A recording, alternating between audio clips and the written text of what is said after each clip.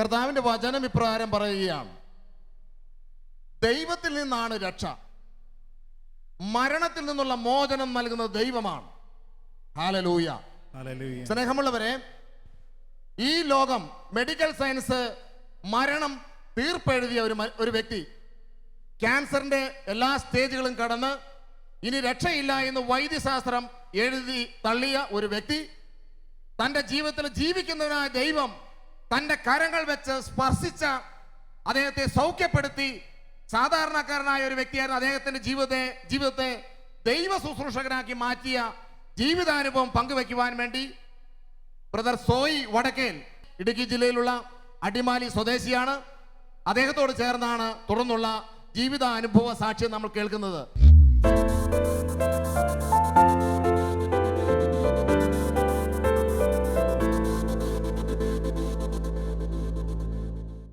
നമുക്ക് ഒരു നിമിഷം ഒന്ന് എഴുന്നേറ്റ് നിൽക്കാം. വലതുകര ഉയർത്തി പറയാം, പരിശുദ്ധാത്മാവ് നിന്റെ മേൽ വരും, അത്യുന്നതന്റെ ശക്തി നിന്റെ മേൽ ആവസിക്കും. ഇനി നമുക്ക് നെഞ്ചോട് ചേർത്ത് വെച്ച് പറയാം, പരിശുദ്ധാത്മാവ് എന്റെ മേൽ വരും, അത്യുന്നതന്റെ ശക്തി എന്റെ മേൽ ആവസിക്കും. നമുക്കിരിക്കാം. പ്രിയപ്പെട്ടവരെ, എൻ്റെ പേര് സോയി, വീട്ടുപേര് വടക്കേൽ. ഞാൻ അടിമാലിക്ക് അടുത്ത് കൂമ്പൻപാറ ഇടവക്കാരനാണ്. എനിക്ക് ജീവിത പങ്കാളി 2 മക്കളുമുണ്ട്. മക്കളെ മൂത്ത മോള് ഇപ്പോൾ +2 പഠിക്കുന്നു. രണ്ടാമത്തെ മോനാണ്, അവൻ 9ാം ക്ലാസ്സിൽ പഠിക്കുന്നു.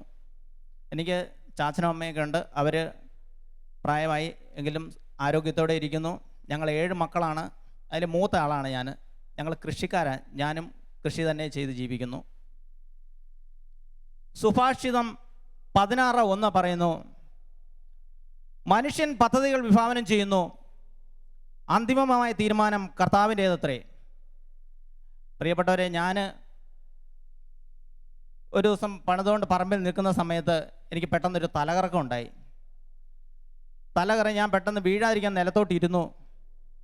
അതിനുശേഷം കുറേ വെള്ളമൊക്കെ എടുത്ത് കുടിച്ചു, കുറച്ച് നേരം വിശ്രമിച്ചു. എന്നിട്ട് എനിക്ക് മാറുന്നില്ല, എന്തൊരു തലയ്ക്കൊരു പെരുപ്പ്, നെഞ്ചിനെല്ലാം ഒരു വേദന. ഞാൻ ആകെ വിഷമിച്ചു, കുറേ നേരം ഇരുന്നു. അതിനുശേഷം വീട്ടിൽ പോയി കിടന്നു. എന്നിട്ടതൊന്നും മാറുന്നില്ല. ഞാൻ പെട്ടെന്ന് ആശുപത്രിയിലേക്ക് പോയി. ആശുപത്രിയിൽ ചെന്നപ്പോൾ ഡോക്ടർ പറഞ്ഞു, നമുക്കൊന്ന് ECG എടുത്ത് നോക്കാം എന്ന് പറഞ്ഞ് എന്നെ ECG എടുത്തു. ECG കൊണ്ടുവന്ന് കഴിഞ്ഞപ്പോൾ ഡോക്ടർ പറഞ്ഞു, ECGയിൽ കുഴപ്പമൊന്നുമില്ല, എന്നാലും എല്ലാ ലക്ഷണവും അറ്റാക്കിൻ്റെയാണ്, അതുകൊണ്ട് എത്രയും വേണം ഒരു കാർഡിയോളജിസ്റ്റിനെ കണ്ടാക്കാൻ പറഞ്ഞു. അങ്ങനെ പിറ്റേ ദിവസം തന്നെ രാവിലെ ഞാൻ പോയി കാർഡിയോളജിസ്റ്റിനെ കണ്ടു. അവിടെ പോയി ടെസ്റ്റുകളെല്ലാം നടത്തി. എല്ലാ ടെസ്റ്റുകളും നടത്തി. അതിനുശേഷം ഡോക്ടർ പറഞ്ഞു, ഹാർട്ടിന് യാതൊരു കുഴപ്പമില്ല, ഈ ടെസ്റ്റുകളെല്ലാം നടത്തിയിട്ട് ഒരു പ്രശ്നം പോലും കാണുന്നില്ല, പൂർണ്ണ ആരോഗ്യവാനാണെന്ന് പറഞ്ഞു. എന്നിട്ട് എന്നോട് പറഞ്ഞു, ന്യൂറോളജിയെ വേണേൽ ഒന്ന് കണ്ടു, തലകറക്കം ഉണ്ടായതല്ലേ, ഇത്രയും പ്രശ്നം ഉണ്ടായതല്ലേ എന്ന് ചോദിച്ചു. ഞാൻ എന്തായാലും അന്ന് തന്നെ തിരിച്ച് വീട്ടിലേക്ക് പോന്നു. ഹോസ്പിറ്റലൊന്നും പോയില്ല, പിന്നെ ന്യൂറോളജിയെ കാണാനും പോയില്ല. തിരിച്ച് ഞാൻ വീട്ടിൽ വന്നിട്ട് ഇങ്ങനെ ആലോചിച്ചു, അന്ന് എനിക്ക് 45 വയസ്സുണ്ട്.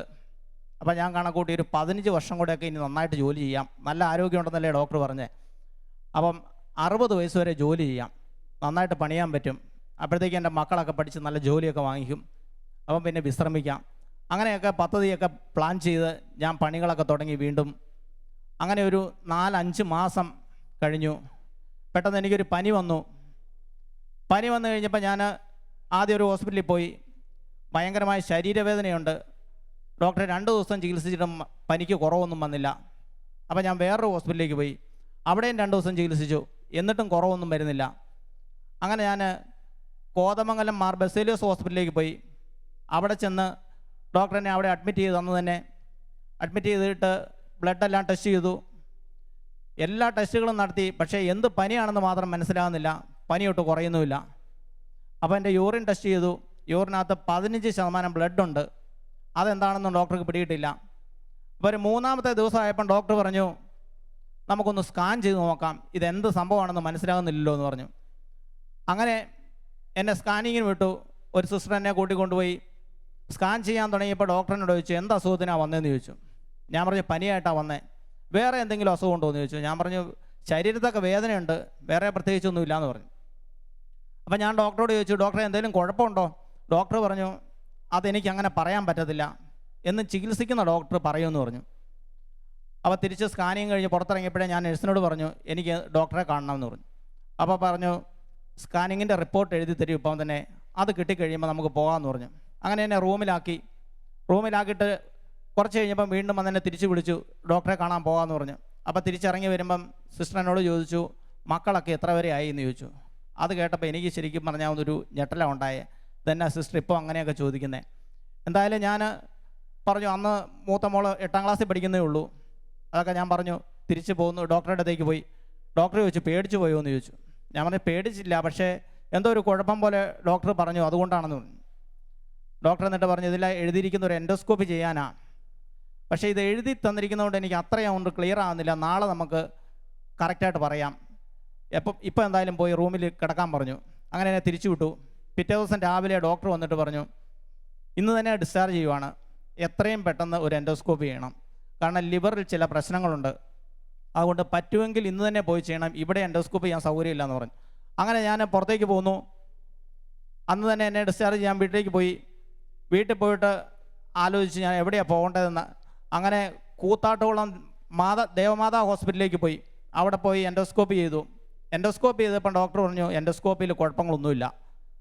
എന്നിട്ട് പറഞ്ഞു അവർക്ക് എന്തെങ്കിലും തെറ്റ് പറ്റിയതായിരിക്കും സ്കാനിങ്ങിൽ, നമുക്ക് ഒന്നും കൂടെ ചെയ്യാമെന്ന് പറഞ്ഞു. അപ്പോൾ ഞാനും സന്തോഷത്തോടെ പറഞ്ഞു എന്തായാലും ഒന്നുകൂടെ ചെയ്തേക്കാം. അങ്ങനെ ചെയ്യാൻ തുടങ്ങിയപ്പോഴേ ഡോക്ടർ പറഞ്ഞു അവർക്ക് തെറ്റൊന്നും പറ്റിയതല്ല, ലിവറിൽ 4 ട്യൂമറുകൾ കാണുന്നുണ്ട്, അത് പ്രശ്നമാണ്, അതുകൊണ്ട് നമുക്ക് CT സ്കാൻ ചെയ്യണം, അതുപോലെ തന്നെ ഒരു കൊളോണോസ്കോപ്പിയും ചെയ്യണമെന്ന് പറഞ്ഞു. അങ്ങനെ എന്നെ പിറ്റേ ദിവസം അവിടെ അഡ്മിറ്റ് ചെയ്തു. ആദ്യം CT സ്കാൻ ചെയ്തു. CT സ്കാൻ്റെ റിപ്പോർട്ട് പിറ്റേ ദിവസം ഉച്ചയായപ്പോഴാണ് കിട്ടുന്നത്. അപ്പോൾ എൻ്റെ അനിയനും പാപ്പനും കൂടെയാണ് പോയി റിപ്പോർട്ട് വാങ്ങിക്കാനായിട്ട് പോയത്. റിപ്പോർട്ട് വായിക്കാൻ ചെന്ന് കഴിഞ്ഞപ്പോൾ ഡോക്ടർ പറഞ്ഞു ഇത് ക്യാൻസറാണ്, പക്ഷേ ഇത് എവിടെ നിന്നാണ് തുടങ്ങിയിരിക്കുന്നത് അറിയത്തില്ല. അപ്പോൾ ഇവർ അതുവരെ അറിഞ്ഞിട്ടില്ലായിരുന്നു ഇത് ക്യാൻസറാണെന്നോ ട്യൂമർ ഉണ്ടെന്നോ ഒന്നും അവരോട് ഞാൻ പറഞ്ഞില്ലായിരുന്നു. അപ്പോൾ അവരന്തം വിട്ടുപോയി. എൻ്റെ അടുത്തോട്ട് വരാതെ മാറി നിന്നു. കുറേ നേരം കഴിഞ്ഞിട്ടും കാണാതെ വന്നപ്പോൾ ഞാൻ തന്നെ അവരെ അന്വേഷിച്ച് അങ്ങോട്ട് ചെന്നു. അപ്പോൾ അവർ പുറത്ത് മാറി നിൽക്കുകയായിരുന്നു. അപ്പോൾ എന്നെ കണ്ടു കഴിഞ്ഞപ്പോൾ അവർ മാറിപ്പോയി. ഞാൻ ചോദിച്ചു ഡോക്ടർ എന്താ പറഞ്ഞേ? അപ്പോൾ അവർ പറഞ്ഞു അടുത്ത ടെസ്റ്റും കൂടെ കഴിയട്ടെ എന്നാണ് പറഞ്ഞതെന്ന് പറഞ്ഞു. അത് കഴിഞ്ഞ് കൊളോണോസ്കോപ്പി ചെയ്തു. കൊളോണോസ്കോപ്പി കഴിഞ്ഞപ്പം ഡോക്ടർ പറഞ്ഞു ഇതിലും കുഴപ്പങ്ങളൊന്നുമില്ല. അപ്പോൾ ഞാൻ ആശ്വസിച്ചു ഇനി കുഴപ്പമില്ലല്ലോ എന്ന്. ഉടനെ ഡോക്ടർ പറഞ്ഞു ഇനി തൈറോയ്ഡ് ടെസ്റ്റ് ചെയ്യണം. അങ്ങനെ തൈറോയ്ഡിൻ്റെ ബ്ലഡെല്ലാം എടുത്ത് തൈറോയ്ഡ് ടെസ്റ്റ് ചെയ്തു. അവിടെയും കുഴപ്പങ്ങളൊന്നുമില്ല. അപ്പോൾ പറഞ്ഞു നമുക്ക് സ്കാൻ ചെയ്യണം തൈറോയ്ഡിൻ്റെ, അതിവിടെ ഇല്ല, കോട്ടയത്തേക്ക് പോയിക്കോളാൻ പറഞ്ഞു. അങ്ങനെ ഞാൻ കോട്ടയത്ത് SH ഹോസ്പിറ്റലിൽ പോയി. അവിടെ പോയി തൈറോയ്ഡ് ടെസ്റ്റിന് പോയി. ഡോക്ടറിനെ പരിശോധിച്ചിട്ട് പറഞ്ഞു ഇത് സ്കാൻ ചെയ്യാനൊന്നുമില്ല, തൊണ്ടയിലൊന്നും തൈറോയ്ഡിന് കുഴപ്പങ്ങളൊന്നുമില്ല. അപ്പോൾ എന്നിട്ട് എന്നോട് പറഞ്ഞു ഗ്യാസ്ട്രോഎൻട്രോളജി വിഭാഗത്തിൽ പോയി വീണ്ടും ഡോക്ടറെ കാണാൻ പറഞ്ഞു. അങ്ങനെ എന്നെ അവിടെ തന്നെ വിട്ടു. ഗ്യാസ്ട്രോഎൻട്രോളജി ഡോക്ടർ എൻ്റെ ലിവറിലേക്ക് 2 ഇഞ്ചക്ഷൻ എടുത്തു. എന്നിട്ട് സ്കാൻ ചെയ്തു. സ്കാൻ ചെയ്ത് അതിൻ്റെ റിസൾട്ട് വന്നപ്പോൾ പറഞ്ഞു നേരെ തൃശ്ശൂർ അമല മെഡിക്കൽ കോളേജിൽ പോവുക, അവിടെ പോയിട്ട് പെറ്റ് സ്കാൻ ചെയ്തിട്ട് വരാൻ പറഞ്ഞു. അങ്ങനെ ഞങ്ങൾ പിറ്റേ ദിവസം തന്നെ തൃശ്ശൂർ അമലയിൽ പോയി. അവിടെ പോയി പെറ്റ് സ്കാൻ ചെയ്തു. 2 ദിവസം കഴിഞ്ഞ് അതിൻ്റെ റിപ്പോർട്ട് വരുന്നത്. അവിടുത്തെ എനിക്ക് കുറച്ചൊക്കെ നടക്കാറൊക്കെ ആയി, ക്ഷീണമൊക്കെ കുറഞ്ഞു. അപ്പോൾ ഞാൻ ആശ്വസിച്ച് കുഴപ്പമൊന്നും ഇല്ലല്ലോ എന്നൊക്കെ ആശ്വസിച്ച് അങ്ങനെ ഇരിക്കുക. അപ്പോൾ റിപ്പോർട്ട് വന്നു കഴിഞ്ഞപ്പോൾ എൻ്റെ അനിയനാണ് റിപ്പോർട്ടുമായിട്ട് ഡോക്ടറെ കാണാനായിട്ട് പോയത്.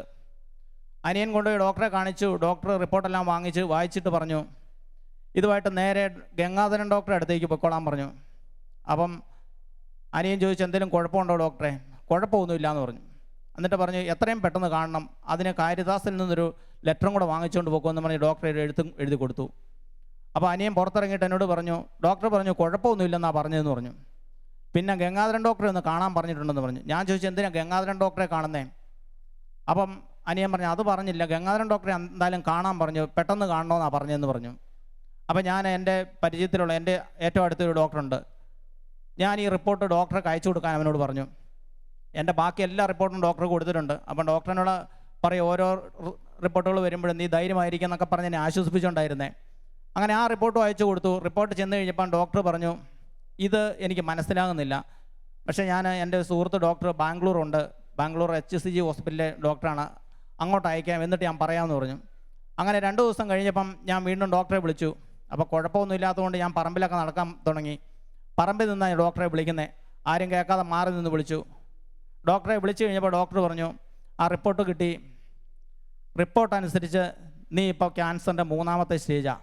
അതിലെഴുതിയിരിക്കുന്നത് എങ്ങനെയാണ് neuro endocrine tumour, limb notes R noted, liver size 17 centimetres. അത് ഇത്രയും പറഞ്ഞ് ഡോക്ടറിനോട് പറഞ്ഞു മൂന്നാമത്തെ സ്റ്റേജും കഴിഞ്ഞാണ് ഇരിക്കുന്നതെന്ന് പറഞ്ഞു. അപ്പം ഞാൻ ഡോക്ടറോട് പെട്ടെന്ന് ചോദിച്ചു, ഡോക്ടറെ ഗംഗാധരൻ ഡോക്ടറെ കാണാനാണ് എന്നോട് പറഞ്ഞിരിക്കുന്നത്, ഞാൻ എന്താ ചെയ്യേണ്ടതെന്ന് ചോദിച്ചു. ഉടനെ ഡോക്ടർ പറഞ്ഞു ഗംഗാധരൻ ഡോക്ടറെ കാണാൻ പോകണ്ടെന്ന് പറഞ്ഞു. എന്നിട്ട് പറഞ്ഞു നമുക്ക് മെഡിക്കൽ കോളേജിലേക്ക് പോകാമെന്ന് പറഞ്ഞു. അപ്പം ഞാൻ പെട്ടെന്ന് ചോദിച്ചു, എന്താ ഡോക്ടറെ, ഗംഗാധരൻ ഡോക്ടറെ കണ്ട് കാശ് മുടക്കിയാൽ രക്ഷപ്പെടുകയല്ലേ എന്ന് ചോദിച്ചു. പെട്ടെന്ന് ഡോക്ടർ പറഞ്ഞു ഇല്ലടാന്ന് പറഞ്ഞു. അപ്പോഴത്തേക്ക് എൻ്റെ സർവ്വബലവും പോയി, ഫോണൊക്കെ താഴോട്ട് പോയി. ഞാൻ അവിടെ മുട്ടയിൽ നിന്ന് 2 കൈയും സ്വർഗത്തിലോട്ട് ഉയർത്തി കർത്താവിനെ വിളിച്ചു. എൻ്റെ കർത്താവേ, നീ എന്നെ തകർത്ത് കളഞ്ഞല്ലോ. ഞാൻ ഒറ്റ നിലവിളി വിളിച്ചു. 2 രാജാക്കന്മാർ 20-ാം അധ്യായത്തിൻ്റെ 1 മുതലുള്ള വചനത്തിൽ ഇങ്ങനെ കാണുന്നുണ്ട്, ഹെസക്കിയ രോഗബാധിതനായി മരണത്തോടടുത്തു. ആമോസിൻ്റെ പുത്രൻ യേശയ്യാ പ്രവാചകൻ അടുത്തെത്തി പറഞ്ഞു, കർത്താവ് അരുളി ചെയ്യുന്നു, നീ നിൻ്റെ വീട് ക്രമപ്പെടുത്തുക, എന്തെന്നാൽ നീ മരിക്കും, സുഖം പ്രാപിക്കില്ല. ഡോക്ടർ എന്നോടും പറഞ്ഞത് അത് തന്നെയാണ്, നീ സുഖം പ്രാപിക്കില്ല, രക്ഷപ്പെടുകയില്ല എന്ന് തന്നെയാണ് പറഞ്ഞത്. ഹെസക്കിയ ചുമരിലേക്ക് മുഖം തിരിച്ച് കർത്താവിനോട് പ്രാർത്ഥിച്ചു, അങ്ങയുടെ മുൻപിൽ എത്ര വിശ്വസ്തമായും ആത്മാർത്ഥമായുമാണ് ഞാൻ നന്മകൾ പ്രവർത്തിച്ചതെന്ന് അങ്ങ് ഓർക്കണമേ. പിന്നെ അവൻ ദുഃഖത്തോടെ കരഞ്ഞു. യേശയ്യ കൊട്ടാരത്തിൻ്റെ അങ്കണം വിടുന്നതിന് മുമ്പ് തന്നെ യേശയ്യായ്ക്ക് കർത്താവിൻ്റെ അരുളപ്പാടുണ്ടായി, നീ തിരിച്ചുപോയി എൻ്റെ ജനത്തിൻ്റെ രാജാവായ ഹെസക്കിയായോട് ഇപ്രകാരം പറയുക, പിതാവായ ദാവീദിൻ്റെ ദൈവമായ കർത്താവ് ഇപ്രകാരം അറിയിക്കുന്നു, ഞാൻ നിൻ്റെ കണ്ണീർ കാണുകയും പ്രാർത്ഥന കേൾക്കുകയും ചെയ്തിരിക്കുന്നു, ഞാൻ നിന്നെ സുഖപ്പെടുത്തും. പ്രിയപ്പെട്ടവരെ, എനിക്കന്ന് വചനമൊന്നും അറിയത്തില്ല, ഞാൻ ബൈബിൾ തുറന്ന് വായിച്ചിട്ടുമില്ല, അതുകൊണ്ട് അതിനെപ്പറ്റി എനിക്ക് യാതൊരു ബോധ്യവും ഇല്ലായിരുന്നു. ഞാൻ അവിടെ കിടന്ന് നിലവിളിച്ചു. പെട്ടെന്ന് ഞാൻ എഴുന്നേറ്റ് വീട്ടിലേക്ക് ഓടി. കാരണം എൻ്റെ ജീവിത പങ്കാളി എനിക്ക് വെള്ളമൊക്കെ ആയിട്ട് പറമ്പിലേക്ക് വരും. അതിന് മുമ്പായിട്ട് ഞാൻ വീട്ടിലേക്ക് ചെന്നു. വീട്ടിൽ ചെന്നിട്ട് പറഞ്ഞു, നീ എത്രയും പെട്ടെന്ന് പറമ്പിലേക്ക് പോകൂ എന്ന് പറഞ്ഞ് ഞാൻ വേഗം പുറത്താക്കി. അന്നേരം പറഞ്ഞു, എൻ്റെ കണ്ണിൽ എന്തോ പ്രശ്നമുണ്ട്, എൻ്റെ കണ്ണൊക്കെ ചുമന്ന് കലങ്ങിയിരിക്കുക. അപ്പം ഞാൻ പറഞ്ഞു, നീ പുറത്തേക്ക് പോകുക, ഞാൻ കുറച്ച് കഴിഞ്ഞ് വന്നേക്കാമെന്ന് പറഞ്ഞു. എന്നിട്ട് അവളെ പുറത്താക്കിയിട്ട് ജനലും വാതിലും എല്ലാം അടച്ചു.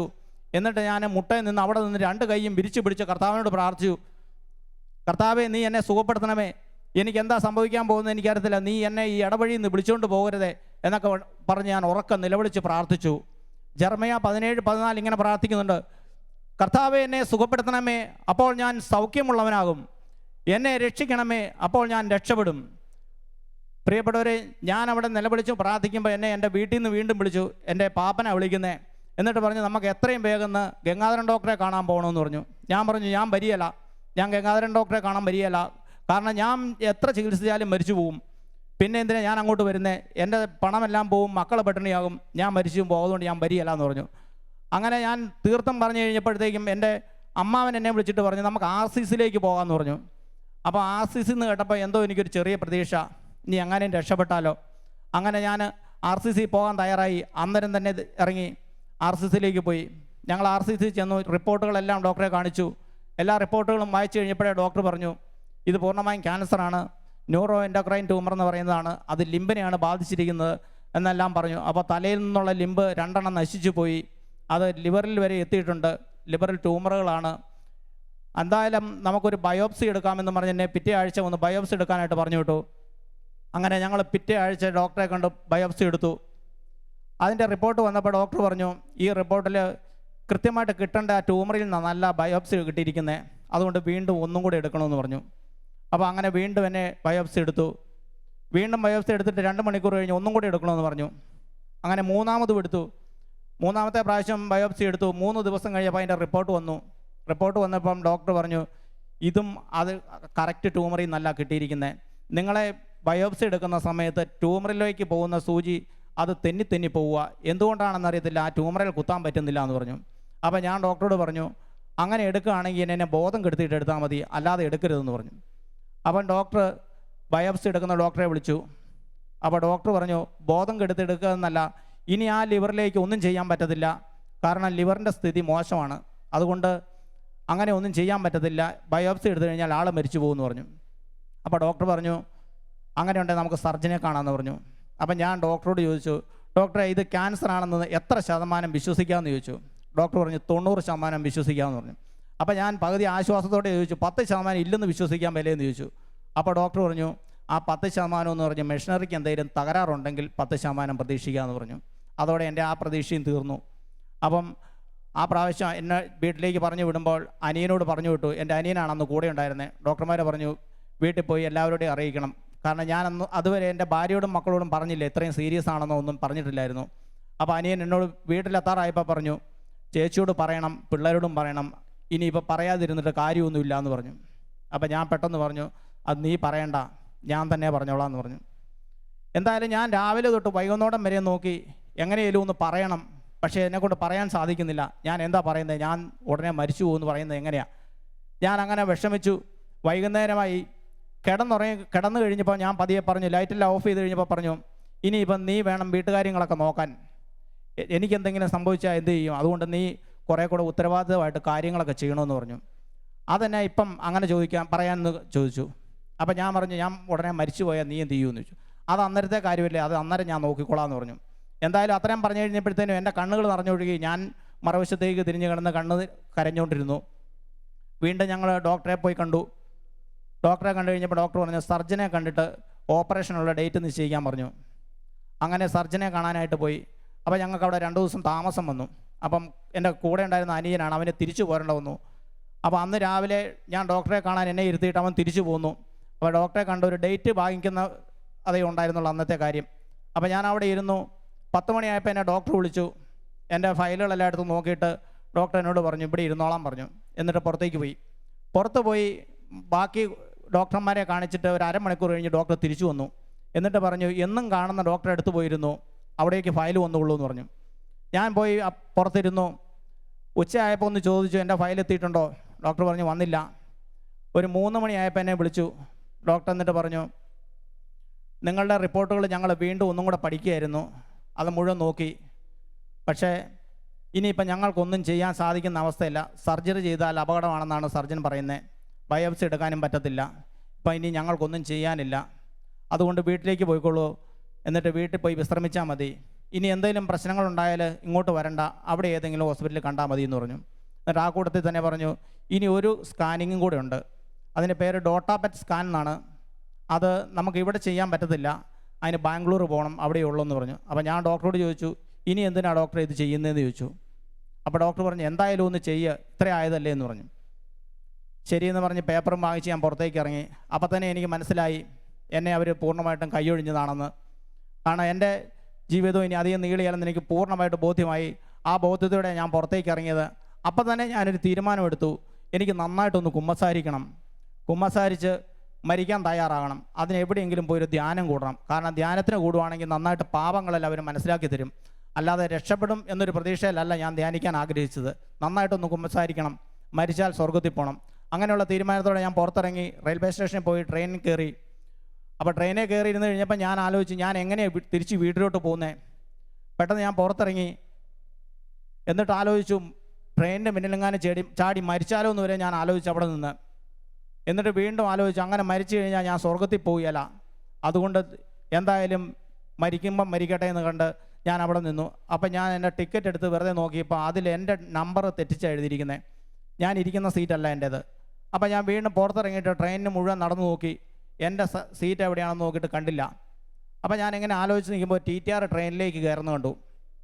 അപ്പം ഞാൻ ആലോചിച്ചു, ആ TTRനോട് ചോദിക്കാമെന്ന് ഓർത്ത് അവിടെ പോയി. TTRൻ്റെ അടുത്ത് ചെന്ന് കഴിഞ്ഞപ്പം പറഞ്ഞു, ഈ നമ്പർ അടിച്ചിരിക്കുന്നത് തെറ്റാണ്, നിങ്ങൾ ലോക്കൽ കമ്പാർട്ട്മെൻറ്റിലേക്ക് കയറാൻ പറ്റത്തുള്ളൂ എന്ന് പറഞ്ഞു. അപ്പം ഞാൻ പറഞ്ഞു, ഞാൻ റിസർവ് ചെയ്തതല്ലേ, അപ്പം പിന്നെ എങ്ങനെയാണ് ശരിയാകുന്നതെന്ന് ഞാൻ ചോദിച്ചു. അപ്പോൾ ഉടനെ അദ്ദേഹം പറഞ്ഞു, ഒരു കാര്യം ചെയ്യുക, ഇവിടെ തന്നെ ഇരുന്നു എന്ന് പറഞ്ഞ് എന്നെ ചൂണ്ടിക്കാണിച്ച് മറുവശത്തൊരു സീറ്റുണ്ട്, അതിൽ ഇരുന്നോളാൻ പറഞ്ഞു. ആ സീറ്റിൽ ഞാൻ പോയിരുന്നു. അപ്പോൾ എൻ്റെ ഓപ്പോസിറ്റ് സൈഡിൽ ഒരു സഹോദരി ഇരിപ്പുണ്ട്. അപ്പോൾ ഞാൻ അവിടെ എന്നിട്ട് എൻ്റെ ഡോക്ടറെ വിളിച്ചു. ഡോക്ടറോട് പറഞ്ഞു, എന്നെ ഇവിടുന്ന് ഉപേക്ഷിച്ച് ഇറക്കി വിട്ടു, ഇനിയിപ്പോൾ എനിക്ക് ബാംഗ്ലൂർ പോയി ഒരു സ്കാൻ ചെയ്യാനാണ് അവർ പറഞ്ഞിരിക്കുന്നതെന്ന് പറഞ്ഞു. അപ്പോൾ ഡോക്ടർ പറഞ്ഞു, അത് കുഴപ്പമില്ല, നീ ധൈര്യമായിട്ടിരുന്നു, നമുക്ക് അവിടെ ചെയ്യാനുള്ള ഞാൻ ചെയ്തോളാം, നീ ട്രെയിൻ ബുക്ക് ചെയ്തോളാം പറഞ്ഞു. അപ്പോൾ ഞാൻ ആലോചിച്ചു, ഇനി ട്രെയിൻ ബുക്ക് ചെയ്യുന്നത് ധ്യാനം കഴിഞ്ഞിട്ടേ ഉള്ളൂ, ഇനി എന്ത് ചികിത്സയ്ക്ക് പോകുന്നു ധ്യാനം കഴിഞ്ഞിട്ടേ ഉള്ളൂ എന്ന് തീരുമാനിച്ച് ഞാൻ എൻ്റെ അനിയനെ വിളിച്ച് പറഞ്ഞു, ധ്യാനത്തിൻ്റെ ഡേറ്റ് നോക്കി അതിന് ശേഷം ഒരു ഡേറ്റിൽ ട്രെയിൻ ബുക്ക് ചെയ്യാൻ പറഞ്ഞു. അപ്പോൾ ഇതെല്ലാം കേട്ടോണ്ട് ഈ സഹോദരി അവിടെ ഇരുന്നു. ഞാൻ ഈ ഫോൺ ചെയ്ത് നിർത്തി കഴിഞ്ഞപ്പോൾ എന്നോട് ചോദിച്ചു, ആർക്കാ അസുഖമെന്ന് ചോദിച്ചു. ഞാൻ പറഞ്ഞു, എനിക്ക് തന്നെയാണെന്ന് ചോദിച്ചു. എന്താണെന്ന് ചോദിച്ചു. ഞാൻ പറഞ്ഞു, ക്യാൻസറാണെന്നാണ് ഡോക്ടർമാർ പറഞ്ഞതെന്ന് പറഞ്ഞു. അപ്പോൾ എൻ്റെ കയ്യിൽ ഫയൽ മാത്രമേ ഉള്ളൂ. എന്നിട്ട് അവരെന്നോട് പറഞ്ഞു, ആ ഇരിക്കുന്ന ഫയലുകളൊന്നും നോക്കണ്ടെന്ന് പറഞ്ഞു, അതെല്ലാം കർത്താവിന് കൊടുത്തേരെ, ഇത് ദൈവത്തിന് രക്ഷിക്കാനുള്ളതാണെന്ന് പറഞ്ഞു. അപ്പോൾ ഞാനൊന്ന് ചിരിച്ചതേ ഉള്ളൂ. കാരണം ഡോക്ടർമാർ എന്നോട് പറഞ്ഞിരിക്കുന്നത് ഇനി അങ്ങോട്ട് തിരിച്ച് ചെല്ലണ്ടെന്നാണ്. പിന്നെയാണ് ഒരു സ്ത്രീ ഇരുന്ന് പറയുന്നു കർത്താവ് രക്ഷിച്ചോളൂ എന്ന്. എനിക്ക് ആ വിശ്വാസം ഒട്ടുമില്ലായിരുന്നു. കർത്താവ് ഈ ലോകത്തിൽ വന്ന് രക്ഷിക്കുമെന്നുള്ള യാതൊരു വിശ്വാസവും അന്ന് വരെ എനിക്കുണ്ടായിരുന്നു. അപ്പോൾ അവർ പറഞ്ഞു, എന്നോട് ചോദിച്ചു, നിങ്ങൾ ക്രിസ്ത്യനാണോ എന്ന് ചോദിച്ചു. ഞാൻ പറഞ്ഞു അതെ. അഭിഷേകാഗ്നി ധ്യാനം കൂടിയിട്ടുണ്ടോ എന്ന് ചോദിച്ചു. ഞാൻ പറഞ്ഞു ഇല്ല, ഒരു ധ്യാനം കൂടണമെന്ന് പറഞ്ഞു. ഞാൻ പറഞ്ഞു ഞാൻ വേറൊരു ധ്യാനത്തിന് കൂടാൻ നിശ്ചയിച്ചിരിക്കുകയെന്ന് പറഞ്ഞു. എന്നിട്ട് അവരെന്നോട് ചോദിച്ചു ഞാനൊന്ന് പ്രാർത്ഥിക്കട്ടെ. അപ്പോൾ ഞാൻ പറഞ്ഞു പ്രാർത്ഥിച്ചോളാൻ പറഞ്ഞു. അപ്പോൾ അവർ ജപമാല എടുത്ത് കുറേ നേരം പ്രാർത്ഥിച്ചു. അത് കഴിഞ്ഞ് ബൈബിൾ എടുത്ത് വായിക്കാൻ തുടങ്ങി. ഇതെല്ലാം കണ്ടു കഴിഞ്ഞപ്പോൾ എനിക്കൊരു ബഹുമാനം തോന്നി അവരോട്. കാരണം ജപമാല എടുത്ത് പ്രാർത്ഥിക്കുകയും ബൈബിൾ വായിക്കുകയൊക്കെ ചെയ്യുന്നുണ്ടല്ലോ. അപ്പോൾ എന്തായാലും പ്രാർത്ഥിച്ച് കഴിഞ്ഞിട്ട് എന്നോട് പറഞ്ഞു ഞാൻ കുറച്ച് സംസാരിക്കട്ടെ എന്ന് ചോദിച്ചു. എന്നോട് സംസാരിക്കാൻ ആവശ്യപ്പെട്ടു. ഞാൻ പറഞ്ഞു കുഴപ്പമില്ല, സംസാരിച്ചോളാൻ പറഞ്ഞു. അപ്പം എന്നോട് എന്തൊക്കെയാണ് പറഞ്ഞതെന്ന് എനിക്കറിയത്തില്ല. എന്തായാലും കുറേ സമയം അവർ സംസാരിച്ചു, ദൈവവചനങ്ങൾ തന്നെ പറഞ്ഞു. ഇതെല്ലാം കേട്ട് കഴിഞ്ഞ് എന്താ സംഭവിച്ചതെന്ന് എനിക്കറിയത്തില്ല. എൻ്റെ വിഷമവും ആദിയെല്ലാം പോയി, നല്ല സന്തോഷമായി. അവർ കൊല്ലത്തിറങ്ങിപ്പോയി. ആ സമയം കൊണ്ട് എൻ്റെ ആദ്യത്തെ മനസ്സ് മാറി പഴയ പോലെയായി. കാരണം എന്താണ് അവർ പറഞ്ഞതെന്നോ എന്താ സംഭവിച്ചതെന്നോ എനിക്കറിയത്തില്ല. ദൈവത്തോട് പ്രാർത്ഥിച്ചു, അത് മാത്രമേ എനിക്ക് അറിയത്തുള്ളൂ. അത് കഴിഞ്ഞപ്പോൾ ഞാൻ സന്തോഷത്തോടെ വീട്ടിലേക്ക് പോയി. മരിക്കുമെന്നുള്ള ആ ഭീതിയെല്ലാം എന്നെ വിട്ടുമാറി. കാരണം മരിച്ചാൽ മരിക്കട്ടെ എന്നൊരവസ്ഥയിലായി. അങ്ങനെ ഞാൻ തിരിച്ച് വീട്ടിൽ ചെന്നു. അതിനുശേഷം ഞാൻ അനിയനോട് പറഞ്ഞു ധ്യാനത്തിനുള്ള ഡേറ്റ് ബുക്ക് ചെയ്തു എന്ന് ചോദിച്ചു. അപ്പോൾ അനിയൻ പറഞ്ഞു ഞാനൊരു അച്ഛനെ കണ്ട് പറഞ്ഞു. അപ്പോൾ അച്ഛൻ പറഞ്ഞു സാബുവ്രതൻ്റെ ധ്യാനം കൂടാൻ പറഞ്ഞു. അപ്പോൾ ഞാൻ പറഞ്ഞു ഞാൻ സാബുവ്രതൻ്റെ ധ്യാനം കൂടുന്നില്ല, ഞാൻ വേറൊരു ധ്യാനം പറഞ്ഞു. അപ്പോൾ അച്ഛൻ പറഞ്ഞു അത് ഞാൻ ബുക്ക് ചെയ്ത് തരാമെന്ന് പറഞ്ഞു. അങ്ങനെ 2 ദിവസം കഴിഞ്ഞ് വീണ്ടും അച്ഛനെ വിളിച്ചപ്പോൾ അച്ഛൻ പറഞ്ഞു അത് വേണ്ട, ആദ്യം സാബുവ്രതൻ്റെ ധ്യാനം കൂട്, കാരണം അതിനാണ് ഹീലിംഗ് പവർ കൂടുതൽ. നീ അവിടെ പോയി ആദ്യം കൂടുക, അതിനുശേഷം നമുക്ക് വേറെ ധ്യാനം കൂടാമെന്ന് പറഞ്ഞു. അവിടെ ഞാൻ കുമ്പസാരിപ്പിക്കാൻ പോകുന്നതാണെന്ന് പറഞ്ഞു. അപ്പം ഞാൻ നോക്കിയപ്പോൾ കുമ്പസാരം അവിടെയുണ്ട്, എന്നാൽ പിന്നെ അങ്ങോട്ട് തന്നെ പോകാം. ഞാൻ അതിനു മുമ്പ് സാബുവ്രതൻ്റെ ധ്യാനത്തെപ്പറ്റി കേട്ടിട്ടില്ല. അപ്പം ഞാൻ നിശ്ചയിച്ചു അവിടെ തന്നെ പോയേക്കാം. അച്ഛനോട് പറഞ്ഞു അതൊന്ന് ബുക്ക് ചെയ്ത് തരാൻ പറഞ്ഞു. അപ്പോൾ അച്ഛൻ പറഞ്ഞു കുഴപ്പമില്ല, നീ ചെന്നാൽ മതി, ധ്യാനം കൂടാമെന്ന് പറഞ്ഞു. അപ്പോൾ ഞാൻ എൻ്റെ ഇടവകയിൽ ചെന്ന് വികാരി അച്ഛനോട് പറഞ്ഞു അച്ഛാ ഞാനൊരു ധ്യാനം കൂടാൻ പോവുക, സാബുവ്രതൻ്റെ ധ്യാനമോ കൂടാൻ പോകുന്നതെന്ന് പറഞ്ഞു. അപ്പോൾ അച്ഛനോട് ഞാൻ എൻ്റെ എല്ലാ വിവരങ്ങളും ഓരോ പ്രാവശ്യവും പോയിട്ട് വരുമ്പോൾ പറയാറുണ്ട്. അപ്പോൾ എല്ലാ പ്രാവശ്യവും ഞാൻ പോകുമ്പം എനിക്ക് വേണ്ടി ഒരു കുർബാന ചെല്ലിച്ചിട്ടാണ് പോകുന്നത്. പള്ളിയിൽ പോയി അച്ഛനോട് പറയും അച്ഛാ എനിക്ക് ഇന്ന ടെസ്റ്റാണ്, ഇന്ന് എനിക്ക് വേണ്ടി കുർബാന ചെല്ലണമെന്ന് പറയും. അച്ഛൻ ഓരോ പ്രാവശ്യവും കുർബാന ചെല്ലും. എന്നിട്ട് എന്നോട് പറയും നിന്നെ ഞാൻ കുർബാനയിൽ അർപ്പിച്ചാണ് പ്രാർത്ഥിച്ചിരിക്കുന്നത്, നീ ധൈര്യമായിട്ട് പോകും, നിനക്കൊന്നും സംഭവിക്കില്ല എന്ന് പറയും. അങ്ങനെ ഓരോ പ്രാവശ്യവും അച്ഛൻ്റെ അനുഗ്രഹം വാങ്ങിച്ചുകൊണ്ടാണ് ഞാൻ പോകാറുണ്ടായിരുന്നത്. ആ പ്രാവശ്യം ഞാൻ അച്ഛനോട് പറഞ്ഞു അച്ഛൻ ഞാൻ ധ്യാനത്തിന് പോവുക. അച്ഛൻ പറഞ്ഞു നീ ധൈര്യമായിട്ട് പോകുമോ, നിൻ്റെ എല്ലാ പ്രശ്നവും ഇതോടെ അവസാനിക്കുമെന്ന് പറഞ്ഞു. അങ്ങനെ ഞാൻ ധ്യാനം കൂടാനായിട്ട് നിശ്ചയിച്ചു. ഡിസംബർ മാസത്തിൽ 2014 ഡിസംബറിലാണ് ഞാൻ ധ്യാനം കൂടുന്നത്. ധ്യാനത്തിനായിട്ട് ഞാൻ കടന്നു ചെന്നു. അപ്പോൾ എൻ്റെ ഒരു സഹോദരിയുണ്ട് കൂടെ. ഞാൻ ചെന്ന് കഴിയുമ്പോഴത്തേക്ക് എൻ്റെ ശരീരമൊക്കെ നീര് വെക്കാൻ തുടങ്ങിയായിരുന്നു. അപ്പം നേരത്തെ എന്നോട് പറഞ്ഞിട്ടുണ്ട് ഡോക്ടർമാർ ശരീരം നീര് വെക്കാൻ തുടങ്ങിക്കഴിഞ്ഞാൽ അധികം കാലം നീണ്ടു പോവുകയില്ല എന്ന്. അപ്പോൾ ഞാൻ അന്വേഷിച്ച് ഒരു 10-15 ദിവസമൊക്കെ പോകും, അതിൽ കൂടുതൽ പോവുകയില്ലെന്നാണ് അറിഞ്ഞത്. അപ്പോൾ എൻ്റെ ശരീരമൊക്കെ നീര് വെക്കാൻ തുടങ്ങി, കൈയെല്ലാം ഭയങ്കരമായിട്ട് നീര് വെച്ചു. 2ാമത്തെ ദിവസമായപ്പോഴത്തേന് എനിക്ക് ഇരിക്കാൻ മേലെന്നായി, ഭയങ്കരമായിട്ട് നീര് കയറി എൻ്റെ ശരീരത്ത്. അപ്പോൾ അന്ന് കുമ്പസാരം ഉണ്ടായിരുന്നു. അപ്പോൾ ഞാൻ തീരുമാനിച്ചു ഇന്ന് കുമ്പസാരം കഴിയുമ്പോഴേ തിരിച്ചു പോയേക്കാം. അങ്ങനെ ഞാൻ കുമ്പസാരമൊക്കെ കഴിഞ്ഞ് പുറത്തിറങ്ങി നിൽക്കുമ്പോൾ എൻ്റെ സഹോദരി എൻ്റെ അടുത്ത് വന്നിട്ട് ചോദിച്ചു ഇതെന്നാ പറ്റിയതാണെന്ന് ചോദിച്ചു. കാരണം എൻ്റെ മുഖമെല്ലാം ഭയങ്കര നീരാണ്, എന്നെ കണ്ടാൽ പോലും തിരിച്ചറിയാത്ത പോലെയായി, എൻ്റെ കണ്ണൊന്നും ഇല്ലാത്ത പോലെ ആയിപ്പോയി. അപ്പോൾ ഞാൻ പറഞ്ഞു എനിക്ക് മുകളിലോട്ട് പോകാറായി എന്ന് പറഞ്ഞു. ഉടനെ അവൾ തിരിച്ചോടിപ്പോയി ദിവികാരണത്തിന് മുന്നിൽ മുട്ടയിൽ നിന്ന് കൈയും പിരിച്ച് പ്രാർത്ഥിച്ചുകൊണ്ടിരുന്നു. അതിനുശേഷം ഞാനിങ്ങനെ ചിന്തിച്ചു ഇപ്പോൾ പോയാൽ ഞാൻ എങ്ങോട്ട് പോകും, വീട്ടിൽ ചെന്ന് കഴിഞ്ഞാൽ എന്നെ ഏതെങ്കിലും ഹോസ്പിറ്റലിലാക്കും, അതുകൊണ്ട് മരിക്കുകയാണെങ്കിൽ ഇവിടെ തന്നെ കിടന്ന് മരിക്കാം, ഈ ധ്യാനകേന്ദ്രത്തിലായിക്കോട്ടെ എന്ന് പറഞ്ഞ് ഞാൻ അവിടെ തന്നെ ഇരുന്നു. അപ്പോൾ അന്ന് വൈകുന്നേരം സൗഖ്യപ്രാർത്ഥനയുണ്ട്, ആരാധന വെച്ച് ദിവ്യകാരുണ്യത്തിന് മുന്നിൽ ആരാധിക്കുകയാണ് എല്ലാവരും. അപ്പം സാബുവ്രതർ വിളിച്ച് പറയുന്നുണ്ട് നിങ്ങളുടെ രോഗങ്ങളുള്ള ഭാഗത്ത് കൈകൾ വെച്ച് പ്രാർത്ഥിച്ചു, അപ്പോൾ കർത്താവ് തൊട്ടോളും. എല്ലാവരും ആ രോഗങ്ങളുള്ള ഭാഗത്ത് കൈവച്ച് സ്തുതിച്ച് പ്രാർത്ഥിച്ചോളാൻ പറഞ്ഞു. പെട്ടെന്ന് ഞാൻ എൻ്റെ 2 കൈയും സ്വർഗത്തിലേക്ക് ഉയർത്തിപ്പിടിച്ചിട്ട് പറഞ്ഞു കർത്താവേ എൻ്റെ ആത്മാവിനെ നീ അങ്ങോട്ട് സ്വീകരിക്കണമേ, പാതാളത്തിൽ ഇടരുതേ, ഉപേക്ഷിക്കരുതേ എന്ന് പറഞ്ഞ് പ്രാർത്ഥിച്ചു. എന്നിട്ട് ഞാൻ പ്രാർത്ഥിച്ചു നീ എന്നെ ഏൽപ്പിച്ച 3 പേരുണ്ട് എൻ്റെ കയ്യിൽ, കർത്താവേ എൻ്റെ ജീവിത പങ്കാളിയും 2 മക്കളെയും ഞാൻ നിന്നെ ഏൽപ്പിക്കുക, നീയാ എന്നെ ഏൽപ്പിച്ചത്, ഞാൻ അവരെ തിരിച്ച് നിന്നെ തന്നെ ഏൽപ്പിക്കുക, നീ എന്തായാലും എന്നെ വിളിച്ചുകൊണ്ട് പോകുമല്ലേ, നീ തന്നെ അവരെ നോക്കിക്കോളാനും പറഞ്ഞ് ഞാൻ തിരിച്ചേൽപ്പിച്ചു.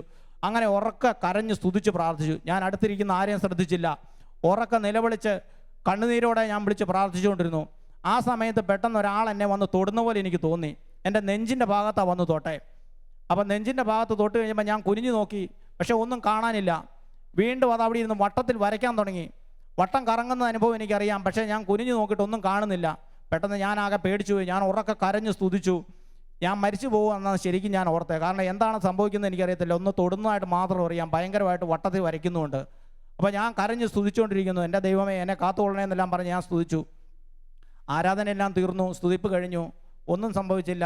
ഞാൻ നോക്കിയിട്ടൊന്നും അറിയാനുമില്ല. ഞാൻ അവിടെ തന്നെ ഇരുന്നു. വേറെ ഒന്നും എനിക്ക് സംഭവിച്ചതായിട്ട് എനിക്ക് മനസ്സിലായില്ല. ഞാൻ പിന്നെ ധ്യാനമെല്ലാം അന്നത്തേത് കഴിഞ്ഞു, പോയി കിടന്നുറങ്ങി. പിറ്റേ ദിവസം രാവിലെ ധ്യാന ഹാളിലേക്ക് വന്നു. ധ്യാന ഹാളിൽ വന്ന് വെറുതെ ഇരുന്ന സമയത്ത് ഞാൻ എൻ്റെ കയ്യെ പിടിച്ചപ്പോൾ എൻ്റെ കയ്യിൽ നിന്ന് മോതിരം തന്നെ ഊരി താഴേക്ക് വന്നു. അന്നേരമാണ് ഞാൻ എൻ്റെ കയ്യെ ശ്രദ്ധിക്കുന്നത്. കയ്യിൽ തലേദിവസം ഉണ്ടായിരുന്ന നീരൊട്ടുമില്ല. തലേദിവസം ഞാൻ ആലോചിച്ചു അത് മുറിച്ച് കളയണം പോയി, അല്ലാതെ ഒരു രക്ഷയില്ല, അതുപോലെ തിങ്ങിയായിരുന്നേ. അപ്പോൾ അത്യാവശ്യം വരുമ്പം പോകാമെന്നാണ് ഞാൻ അന്നേരം നിശ്ചയിച്ചത്. അപ്പോൾ ഞാൻ പെട്ടെന്ന് കാലയിലെല്ലാം നോക്കി. കാലയെ നോക്കിയപ്പോൾ നീരൊട്ടുമില്ല. അപ്പോൾ ഓടിപ്പോയി കണ്ണാടി എടുത്ത് നോക്കി. കണ്ണാടി എടുത്ത് നോക്കിയപ്പോൾ ശരിക്കും ഞാൻ അന്നം വിട്ടുപോയി. തലേ ദിവസം എനിക്ക് കണ്ണില്ലാതിരുന്നതാണ്, പിറ്റേ ദിവസം എനിക്ക് 2 കണ്ണുണ്ട് കാണാൻ. കാരണം തീർത്തും നീര് മാറിയിരിക്കുന്നു. അപ്പം ഞാൻ അവിടെ ഒരു ശുശ്രൂഷനെ വിളിച്ച് പറഞ്ഞു, എനിക്കിങ്ങനെ ഒരു അനുഭവം ഉണ്ടായി ഇന്നലെ, എന്താണെന്ന് എനിക്കറിയത്തില്ല, ഇന്ന് നീരൊട്ടും ഇല്ല എന്ന് പറഞ്ഞു. ഉടനെ അദ്ദേഹം പോയി സാബു ബ്രദറിനെ അറിയിച്ചു. സാബു ബ്രദർ പറഞ്ഞു അത് തീർത്തും കർത്താവ് തൊട്ടതാണ്, പൂർണ്ണമായ ഹീലിംഗ് ആണ്, പക്ഷേ പോയി സ്കാൻ ചെയ്തിട്ട് വന്നേ പറയാൻ പറ്റുള്ളൂ എന്ന് പറഞ്ഞു. അപ്പം ഞാൻ പിന്നെ പൂർണ്ണമായിട്ടും ധ്യാനം കൂടി. ധ്യാനം കഴിഞ്ഞ് പിറ്റേ ദിവസം തന്നെ ഞാൻ ബാംഗ്ലൂർ പോയി HSG ഹോസ്പിറ്റലിൽ പോയി ഡോക്ടറെ കണ്ടു. അപ്പം ഞങ്ങൾ ഡോക്ടറെ എന്നും ഒരു പ്രധാനപ്പെട്ട ഡോക്ടറെ കാണാനായിട്ട് ചെല്ലുമ്പം വേറൊരു ഡോക്ടർ അതിൻ്റെ മുന്നിലിരിപ്പുണ്ട്. ആ ഡോക്ടർ ഞങ്ങളുടെ റിപ്പോർട്ടുകളൊക്കെ വാങ്ങിച്ചു. എന്നിട്ട് പറഞ്ഞു ഇനിയിപ്പോൾ ഇത് ചെയ്യേണ്ട കാര്യമൊന്നുമില്ല, ഡോട്ടാപെറ്റ് സ്കാൻ ചെയ്യേണ്ട ആവശ്യമൊന്നും ഇതിനില്ല എന്ന് പറഞ്ഞു. അപ്പോൾ ഞാൻ വീണ്ടും എൻ്റെ ഡോക്ടറെ വിളിച്ചു. അപ്പോൾ ഡോക്ടർ പറഞ്ഞു അത് നോക്കണ്ട, മെയിൻ ഡോക്ടറെ അടുത്ത് പോയി പറഞ്ഞാൽ മതി, ഞാൻ പറഞ്ഞിട്ടുണ്ടെന്ന് പറഞ്ഞു. അങ്ങനെ ഞങ്ങൾ വീണ്ടും ഡോക്ടറെ അടുത്ത് പോയി കാണിച്ചു. അപ്പോൾ ഡോക്ടർ പറഞ്ഞു നമുക്ക് എന്തായാലും സ്കാൻ ചെയ്ത് നോക്കാമെന്ന് പറഞ്ഞു. അപ്പം ഡോക്ടർ സ്കാൻ ചെയ്തു. അതിൻ്റെ റിപ്പോർട്ട് വരാൻ 2 ദിവസം കഴിയും. അപ്പോൾ എന്നോട് പറഞ്ഞു നീ എന്തായാലും ഇവിടെ വന്നതല്ലേ, 2 ദിവസം കഴിഞ്ഞ് പോയാൽ മതി എന്ന് പറഞ്ഞു. അങ്ങനെ റിപ്പോർട്ട് വരാൻ 2 ദിവസം വെയിറ്റ് ചെയ്തു. 2ാമത്തെ ദിവസം റിപ്പോർട്ട് വന്നു. ഞാനും എൻ്റെ അനിയനും എൻ്റെ ഒരു സുഹൃത്തും കൂടെയാണ് പോയിരുന്നത്. ഞാനും എൻ്റെ സുഹൃത്തും കൂടെ ഏറ്റവും പുറകിൽ ഒരു മൂലയിൽ പോയി ഞാൻ മാറിയിരുന്നു റിപ്പോർട്ടുമായിട്ട് ഡോക്ടറെ കാണാൻ പോയപ്പം. അനിയൻ റിപ്പോർട്ടുമായിട്ട് ഡോക്ടറെ അടുത്തേക്ക് പോയി. അപ്പം എന്താണ് പറയാൻ പോകുന്നതെന്ന് എനിക്ക് യാതൊരു നിശ്ചയവുമില്ല. കർത്താവ് തൊട്ടതാണെന്ന് സാബു ബ്രദർ പറഞ്ഞു. പക്ഷേ എനിക്ക് അന്നേരവും പൂർണ്ണമായി വിശ്വാസമില്ലായിരുന്നു ഇത് തൊട്ടതാണോ ഇല്ലയോ. ഈ റിപ്പോർട്ട് വരുമ്പോൾ അറിയാം. എൻ്റെ മനസ്സിടിച്ചുകൊണ്ടിരുന്നു. അന്നേരം എന്നും ആദ്യം കണ്ട ഡോക്ടർ റിപ്പോർട്ട് വായിച്ചു നോക്കി. അപ്പോൾ ഡോക്ടർ ഇത് വായിച്ചിട്ട് പറഞ്ഞു ഇതിൽ കുഴപ്പമൊന്നുമില്ലല്ലോ എന്ന് പറഞ്ഞു. ഉടനെ ആ റിപ്പോർട്ടുമായിട്ട് ഡോക്ടറുടെ അടുത്തേക്ക് ഓടിപ്പോയി. അകത്ത് ചെന്ന് ഡോക്ടറെ കാണിച്ചിട്ട് വേഗം ഞങ്ങളെ തിരിച്ചു വിളിച്ചു. അപ്പോഴത്തേക്കും ഞാൻ അനിയൻ വന്ന് പറഞ്ഞു അതിൽ കുഴപ്പമില്ലെന്നാണ് ഡോക്ടർ പറഞ്ഞേ, വേഗം എഴുന്നേറ്റ് വരാൻ പറഞ്ഞു. പെട്ടെന്ന് ഞാൻ എഴുന്നേറ്റ് ചെന്നു. അകത്ത് ചെന്ന് കഴിഞ്ഞപ്പം ഡോക്ടർ എൻ്റെ പഴയ റിപ്പോർട്ട് എടുത്ത് മേശപ്പുറത്ത് വെച്ചു, പുതിയ റിപ്പോർട്ടും വെച്ചു. എന്നിട്ട് അവിടെ എഴുന്നേറ്റ് നിന്നിട്ട് പറഞ്ഞു ഈ റിപ്പോർട്ട് അനുസരിച്ച് നീ ഇപ്പം മരിക്കേണ്ട സമയമായി. പക്ഷേ പുതിയ റിപ്പോർട്ടിൽ ഒരു രോഗം പോലും കാണുന്നില്ല, ട്യൂമറിൻ്റെ ഒരു അംശം പോലും അതിനകത്ത് കാണുന്നില്ല. പ്രൈസ് ദി ലോർഡ്, ഹല്ലേലൂയ, യേശുവേ നന്ദി, യേശുവേ സ്തുതി. എന്നിട്ട് ഡോക്ടർ എന്നോട് പറഞ്ഞു ഇത് എങ്ങനെ സംഭവിച്ചു എന്ന് എനിക്കറിയത്തില്ല, എൻ്റെ ജീവിതത്തിൽ ഞാൻ ആദ്യമായിട്ട് കാണുന്ന ഇത്രയും സീരിയസ് ആയ ന്യൂറോ എൻഡോക്രൈൻ ട്യൂമർ എന്ന് പറഞ്ഞാൽ അതിന് ചികിത്സയില്ല, ഇങ്ങനെ ഒരാൾ രക്ഷപ്പെടുന്നത് ഞാൻ ആദ്യമായിട്ട് കാണുമെന്ന് പറഞ്ഞു. എന്നിട്ട് പറഞ്ഞു നിൻ്റെ ബയോപ്സി എടുക്കുന്ന സമയത്ത് അത് കൃത്യമായിട്ട് അവരെടുത്തായിരുന്നെങ്കിൽ ആ നിമിഷം തന്നെ നീ മരിച്ചു പോയേനെന്ന് പറഞ്ഞു. കാരണം ആ ട്യൂമർ എൻ്റെ ഒരു രക്തക്കുഴലിലായിരുന്നു എന്നാണ് പറഞ്ഞത്. അതിൽ തൊട്ട് കഴിഞ്ഞാൽ ബ്ലഡ് നിൽക്കുകയില്ല, അപ്പം തന്നെ മരിച്ചു പോവും. പക്ഷേ ആ സമയമെല്ലാം എൻ്റെ ഇടവകയിൽ എനിക്ക് വേണ്ടി ആരാധന വെച്ച് പ്രാർത്ഥിച്ചുകൊണ്ടിരിക്കുക. എൻ്റെ വീട്ടുകാരും എൻ്റെ സുഹൃത്തുക്കളും അയൽക്കാരും നാട്ടുകാരും മുഴുവൻ പേരും ചേർന്ന് ഉപവാസം എടുത്ത് ആരാധിച്ച് പ്രാർത്ഥിച്ചുകൊണ്ടിരിക്കുക. പൂർണ്ണമായിട്ടും എന്നെ സുഖപ്പെടുത്തണമേ എന്ന് പ്രാർത്ഥിച്ചുകൊണ്ട് ആ നിമിഷങ്ങളിലായിരുന്നു ബയോപ്സി എടുത്തുകൊണ്ടിരുന്നത്. ഒരിക്കലും അത് തൊടാൻ സമ്മതിച്ചില്ല കർത്താവ്. ആ കർത്താവിൻ്റെ വലിയ കരമാണ് എന്നെ തൊട്ടത്. എൻ്റെ ട്യൂമറുകളെല്ലാം ആ നിമിഷം തന്നെ അവിടെ നിന്ന് എടുത്തു മാറ്റി. എന്നിട്ട് എന്നോട് ഡോക്ടർ പറഞ്ഞു നീ ഇനി ഒരു മരുന്നും കഴിക്കേണ്ട, ഒരു ചികിത്സയ്ക്കും പോകണ്ടെന്ന് പറഞ്ഞു. അങ്ങനെ പൂർണ്ണമായിട്ടും നീ സൗഖ്യപ്പെട്ടു, നീ നേരെ വീട്ടിലേക്ക് പോയിക്കോളാൻ പറഞ്ഞ് എന്നെ പറഞ്ഞു വിട്ടു. ജ്ഞാനം 16:12 പറയുന്നു കർത്താവേ മരുന്നോ ലേപന ഔഷധമോ അല്ല, എല്ലാവരെയും സുഖപ്പെടുത്തുന്ന അങ്ങയുടെ വചനമാണ് അവരെ സുഖപ്പെടുത്തിയത്. അത് പ്രിയപ്പെട്ടവരെ, ഞാൻ അവിടെ ഇരുന്ന് വചനം കേട്ടു, അനുദപിച്ച് പ്രാർത്ഥിച്ചു, അതാണ് എനിക്ക് സൗഖ്യം തന്നത്. ആ നല്ല കർത്താവിനെ ഞാൻ നന്ദി പറയുന്നു. പ്രിയപ്പെട്ടവരെ, അപ്പസ്തോല പ്രവർത്തനത്തിൻ്റെ 14-ാം അധ്യായത്തിൻ്റെ 8-ാം വചനം മുതൽ നമുക്കിങ്ങനെ കാണാം. കാലുകൾക്ക് സ്വാധീനമില്ലാത്ത ഒരുവൻ ലിസ്ത്രായിലുണ്ടായിരുന്നു. ജന്മന മുടന്തനായിരുന്ന അവന് ഒരിക്കലും നടക്കാൻ കഴിയുമായിരുന്നില്ല. പൗലോസ് പ്രസംഗിക്കുന്നത് അവൻ കേട്ടു. പൗലോസ് അവനെ സൂക്ഷിച്ചു നോക്കി. സൗഖ്യം പ്രാപിക്കാൻ തക്ക വിശ്വാസം അവനുണ്ടെന്ന് കണ്ട് പൗലോസ് ഉച്ചത്തിൽ വിളിച്ചു പറഞ്ഞു എഴുന്നേറ്റ് കാലുറപ്പിച്ച് നിൽക്കുക. അവൻ ചാടി എഴുന്നേറ്റ് നടന്നു. പ്രിയപ്പെട്ടവരെ, അവൻ്റെ വിശ്വാസമാണ് അവനെ രക്ഷിച്ചത്. അതുപോലെ തന്നെ അവൻ വചനം കേട്ടു. പൗലോസ് പ്രസംഗിക്കുന്നത് അവൻ കേട്ടുകൊണ്ടിരുന്നു. പൗലോസ് പ്രസംഗിച്ചുകൊണ്ടിരുന്നത് എന്താ? പൗലോസ് സുവിശേഷം പ്രസംഗിക്കുകയായിരുന്നു. അതാണ് അവൻ കേട്ടുകൊണ്ടിരുന്നത്. ആ സുവിശേഷം, ആ വചനം കേട്ട നിമിഷം, അവൻ വിശ്വാസത്തോടെ വചനം കേട്ട ആ നിമിഷം അവൻ സൗഖ്യം പ്രാപിക്കുകയായിരുന്നു. പൗലോസ് എഴുന്നേറ്റ് നിൽക്കാൻ പറഞ്ഞപ്പോൾ അവൻ ചാടി എഴുന്നേറ്റ് നടന്നു എന്നാണ് വചനം പറയുന്നത്. അത് വിശ്വാസത്തോടെയുള്ള പ്രാർത്ഥന. രോഗിയെ സുഖപ്പെടുത്തും, കർത്താവ് അവനെ എഴുന്നേൽപ്പിക്കും. അവൻ പാപം ചെയ്തിട്ടുണ്ടെങ്കിൽ അവിടുന്ന് അവന് മാപ്പ് നൽകും. യാക്കോബ് 5:15 വചനമാണ്. പക്ഷേ മാപ്പ് നൽകണമെങ്കിൽ നമ്മൾ അനുതപിച്ച് പ്രാർത്ഥിക്കണം. പ്രിയപ്പെട്ടവരെ, അനുതാപത്തോടെ നന്നായിട്ട് അനുതപിച്ച് പാപങ്ങൾ ഏറ്റുപറഞ്ഞ് കുമ്പസാരിച്ച് കഴിയുമ്പോൾ നമുക്ക് വിടുതലുണ്ടാകും, സൗഖ്യമുണ്ടാകും. കർത്താവ് നമ്മളെ തൊടും, അവിടുന്ന് നമ്മളെ രക്ഷപ്പെടുത്തും. കർത്താവിൻ്റെ വചനത്തിന് ശക്തിയുണ്ട്. ആ വചനത്തിൻ്റെ ശക്തി സൗഖ്യം നൽകുന്ന ശക്തിയാണ്. പ്രിയപ്പെട്ടവരെ, ഈ സാക്ഷ്യം കേട്ടുകൊണ്ടിരിക്കുന്ന അനേകം പേരിലേക്ക് കർത്താവിൻ്റെ ആ വചനം നിറയാൻ നമുക്ക് പ്രാർത്ഥിക്കണം. വചനം കേട്ടുകൊണ്ടിരിക്കുമ്പോൾ തന്നെ സൗഖ്യമുണ്ടാകും. എന്ത് രോഗവുമായിക്കോട്ടെ, ഏത് തരം മാറാ രോഗങ്ങളുമായിക്കോട്ടെ, ക്യാൻസർ ആകട്ടെ, തളർന്നു കിടക്കുന്നവരാകട്ടെ, കർത്താവിൻ്റെ വചനം കേൾക്കുക, വചനം സ്വീകരിക്കുക, അനുതപിച്ച് കർത്താവിനോട് പാപങ്ങൾ ഏറ്റുപറയുക. ആ നിമിഷം നിങ്ങൾ സൗഖ്യം പ്രാപിക്കും. പ്രിയപ്പെട്ടവരെ, വിശ്വാസത്തോടെ പ്രാർത്ഥിക്കുക, കർത്താവ് നിങ്ങളെ തൊടും. Hallelujah, hallelujah, hallelujah. അതിനുശേഷം ഞാൻ വീണ്ടും RCCയിലേക്ക് പോയി. എൻ്റെ റിപ്പോർട്ടുകളൊക്കെ ആയിട്ട് ഈ ഡോട്ടാപെറ്റ് സ്കാനിൻ്റെ റിപ്പോർട്ടും കൊണ്ടാണ് പോകുന്നത്. അവിടെ ചെന്ന് ഡോക്ടറെ കണ്ടു. അപ്പോൾ ഡോക്ടർ പറഞ്ഞു, ഇത് ഞങ്ങൾക്ക് വിശ്വസിക്കാൻ പറ്റുന്നില്ല, എന്താ സംഭവിച്ചതെന്ന് ഞങ്ങൾക്ക് അറിയത്തില്ല എന്ന് പറഞ്ഞു. എന്നിട്ട് എന്നോട് ഡോക്ടർ പറഞ്ഞു, അന്ന് നിങ്ങളെ ഞങ്ങൾ പൂർണ്ണമായി ഉപേക്ഷിച്ച് വിട്ടതാ. കാരണം ഈ രോഗത്തിന് ചികിത്സയില്ലായിരുന്നു, ഇത് ഒരിക്കലും സുഖപ്പെടുന്ന രോഗമല്ല, എന്താ സംഭവിച്ചതെന്ന് ഞങ്ങൾക്ക് അറിയത്തില്ല. എന്നിട്ട് എന്നോട് പറഞ്ഞു, ഇനി ഒരു 4 മാസം കൂടുമ്പോൾ വന്ന് ഒന്ന് സ്കാൻ ചെയ്ത് നോക്കണം, എല്ലാം 4 മാസം കൂടുമ്പോൾ വന്നേക്കാൻ പറഞ്ഞു. ഞാൻ അന്ന് പോയതാണ്, പിന്നെ ഇന്ന് വരെ പോയിട്ടില്ല. ഇപ്പോൾ 4 വർഷമായി. ഇതുവരെ ഞാൻ RCCയിലേക്ക് പോയിട്ടില്ല, ഒരു ചികിത്സയും നടത്തിയിട്ടുമില്ല. ഹല്ലേലൂയ. ഇന്ന് ഞാൻ കർത്താവിന് വേണ്ടി ജീവിക്കാനാണ് ആഗ്രഹിക്കുന്നത്. അതുവരെ കർത്താവുണ്ട്. ഞാനൊരു ക്രിസ്ത്യാനിയാണെന്ന് പറയാം, പക്ഷേ ഇപ്പോൾ എനിക്ക് തോന്നുന്നുണ്ട് ഞാൻ ക്രിസ്ത്യാനിയാണെന്ന് പോലും എനിക്ക് തോന്നുന്നില്ല. കാരണം അന്ന് ക്രിസ്ത്യാനിയെന്നും പറഞ്ഞ് ഞാൻ നടന്നുകൊണ്ടിരുന്നത്, പള്ളിയിൽ പോകുമായിരുന്നു എല്ലാ ഞായറാഴ്ചയും, അതുപോലെ വല്ലപ്പോഴും ഒക്കെ കുമ്പസാരിക്കുകയും ചെയ്യുമായിരുന്നു. അതുകൊണ്ട് ഞാൻ ക്രിസ്ത്യാനിയായിരുന്നു. പക്ഷേ ഇപ്പോഴാണ് ക്രിസ്ത്യാനി എങ്ങനെ ആയിരിക്കണമെന്ന് എനിക്ക് മനസ്സിലാകുന്നത്. അതുകൊണ്ട് ഇപ്പം ഞാൻ ക്രിസ്ത്യാനിയായിട്ട് ജീവിക്കാൻ ആഗ്രഹിച്ച് ക്രിസ്തുവിൻ്റെ പിന്നാലെ പോകാൻ ആഗ്രഹിക്കുക. അതിനുവേണ്ടിയാണ് ഇപ്പോഴത്തെ പരിശ്രമം. ഞാൻ എല്ലാ മാസവും സാബുബ്രതൻ്റെ ധ്യാനമുണ്ട്, ആ ധ്യാനത്തിൽ പങ്കെടുക്കാറുണ്ട്, അവിടെ പോയി ശുശ്രൂഷകൾ ചെയ്യാറുണ്ട്. കർത്താവിന് വേണ്ടി ചെയ്യാൻ പറ്റുന്നതൊക്കെ ചെയ്യണം, അതാണിപ്പോൾ എൻ്റെ ആഗ്രഹം. അതുപോലെ തന്നെ ഷാലോമിൻ്റെ ഏജൻറ്റാണ് ഞാൻ. ഷാലോമിൻ്റെ പത്രങ്ങളും മാസികകളും ഒക്കെ വിതരണം ചെയ്യാറുണ്ട്, അതിലൊക്കെ സജീവമായിട്ട് പങ്കെടുക്കുന്നുണ്ട് ഇപ്പം. അങ്ങനെ കർത്താവിന് വേണ്ടി ജീവിച്ച് കർത്താവിന് വേണ്ടി മരിക്കാനാണ് ഞാൻ ആഗ്രഹിക്കുന്നത്. റോമാ 14:8 വചനം പറയുന്നുണ്ട്, നാം ജീവിക്കുന്നെങ്കിൽ കർത്താവിന് സ്വന്തമായി ജീവിക്കുന്നു, മരിക്കുന്നെങ്കിൽ കർത്താവിന് സ്വന്തമായി മരിക്കുന്നു. ആകയാൽ ജീവിച്ചാലും മരിച്ചാലും നാം കർത്താവിന് ഉള്ളവരായിരിക്കും.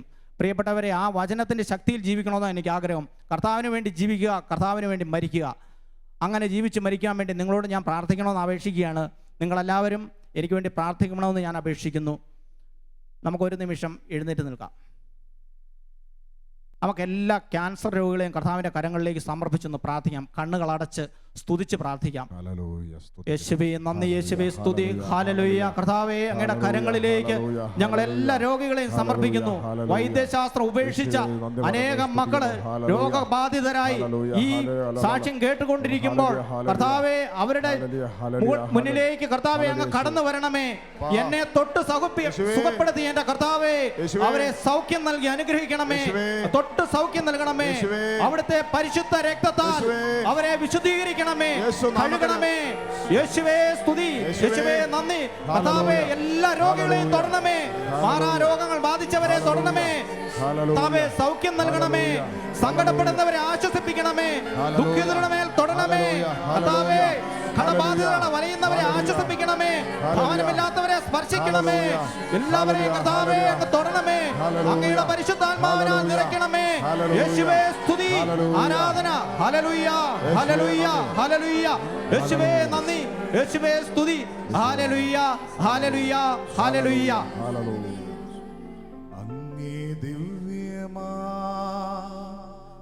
സ്നേഹത്താലെന്നെ നിറയ്ക്കണമേ നാഥാ.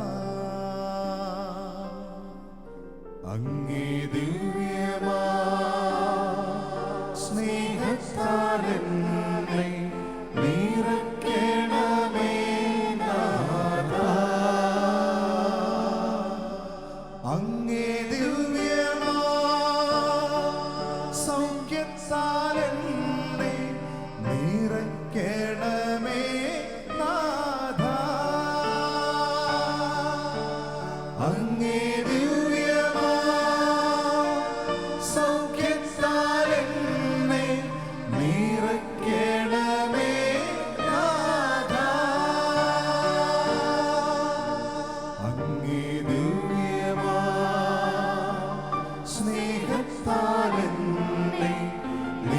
നിറയ്ക്കണമേ നാഥാ.